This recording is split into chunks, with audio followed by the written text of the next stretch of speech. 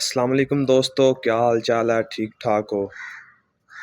अज तुहाडे वास्ते मीनी झोटी लैके हाजिर होए हाँ। माशाल्लाह बहुत ही नस्ली है झोटी, दूसरा सूबा सूना है। 8 तो 10 दिन सूण च लेंदी है।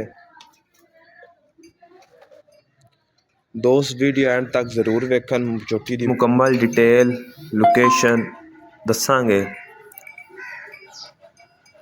अगे बढ़न तो पहले जेडे दोस्त चैनल ते नए चैनल को सबसक्राइब कर लो ताकि आने वाली वीडियो तुहाडे तक बआसानी पहुँचती रहे।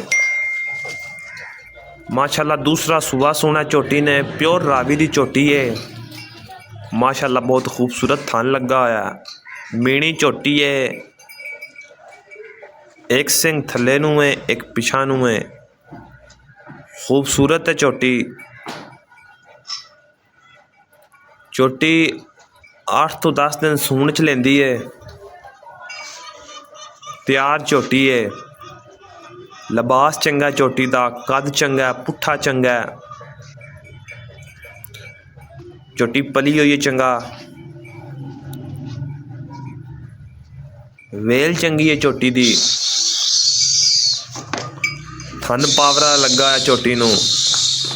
झोटी 8 तो 10 दिन नहीं सूंदी।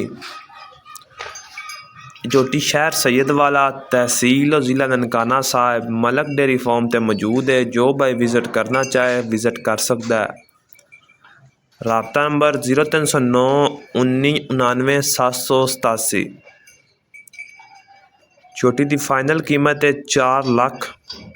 जी पर पसंद होवे और राब्ता कर सकता है।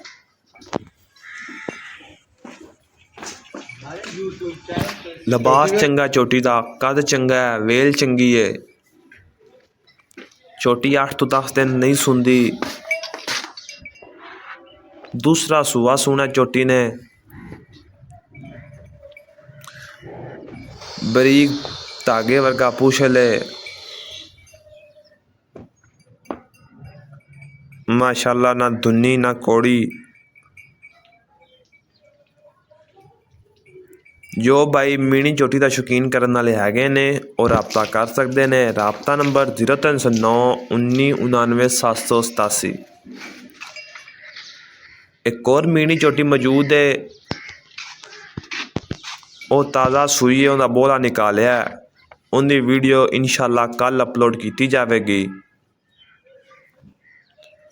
वो भी दूसरा सूबा सूई है, थले उनके कट्टा है।